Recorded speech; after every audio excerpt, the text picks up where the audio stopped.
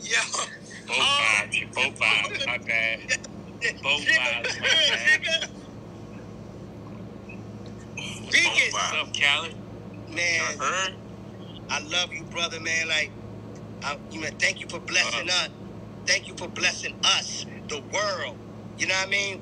We appreciate you, man. You know, you inspire all of us, not just me, all of us. We love you, man. That's love, man. I appreciate that. Love. Congratulations on an amazing album, Khaled. People think it's easy. It's not easy to pull these people together and, you know, get greatness out of them and, you know, deal with so many egos. And, you know, because everybody want to be the best and everybody, you know, trying to whatever it is. But it's an amazing display of unity. You know, it feels like an all-star game when these albums come out. You know, it's like a beautiful time for you know, for the culture.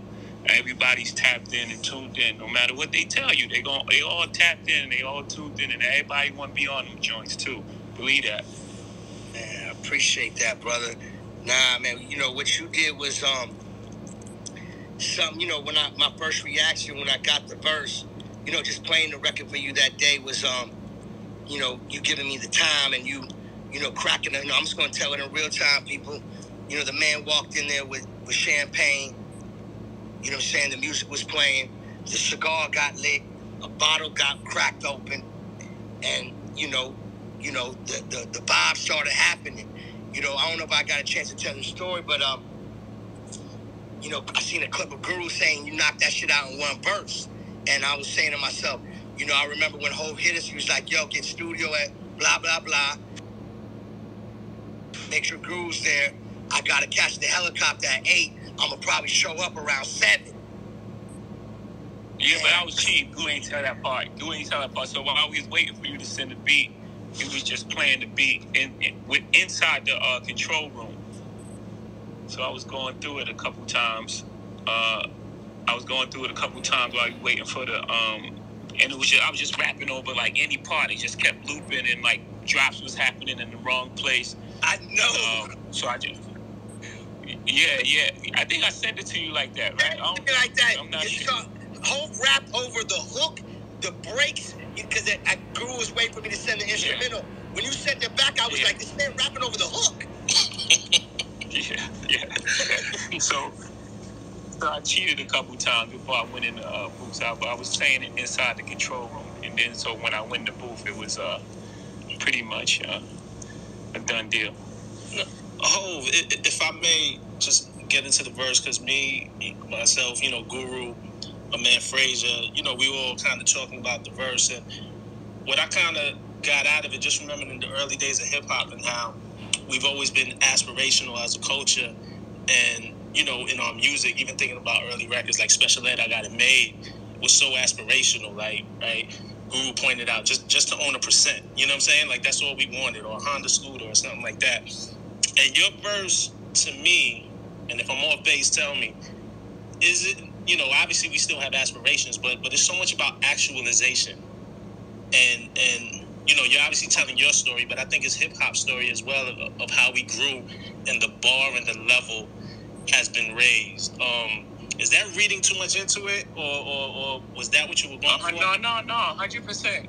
No, 100%. It's like, first of all, you know, you got to remember, hip-hop was demonized when we first came out, you know, and then we were underestimated, right? You know, like Khaled said, you know, they didn't believe in us. And remember, hip-hop was a fad. I mean, you do your history. Like, you know, it was a whole thing where it was like, this music is a fad, it's blah, blah, blah, blah.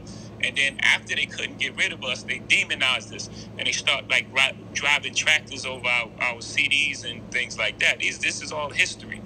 So this, for me, feels like, you know, the end where the villain, you know, survives, doesn't go to jail, but gets to pop more shit. You know, so it's like, it's that feeling. I don't know if we've ever felt, you know, or ever been vocalized in this way and it be all true. You know, that the thing that makes me most proud of everything, every word I said in that thing is actual fact. which is, that for me is it's a challenging thing to do, like to rap that long and every single bar is just like actual fact.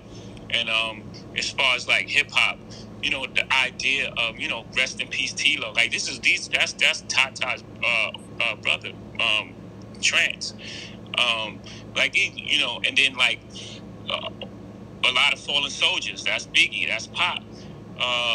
Kicking snow for Frozen Tim, that's people that go unnamed that you guys don't know about.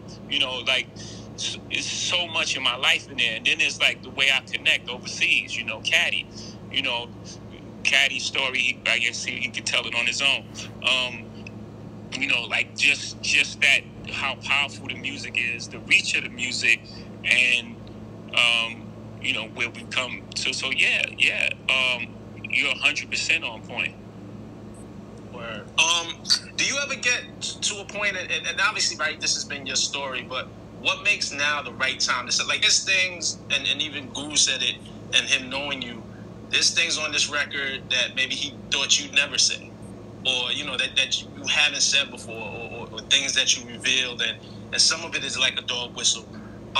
What makes now the right time, and do you self-censor, or sometimes do you come up with something and you be like, you know what, that's too much, let me save that for later? Yeah, because it's been 30 years. Yeah. I don't think I don't know if I self-censor. I'm aware of the timing of things. I think that again, some of these things are out of my control.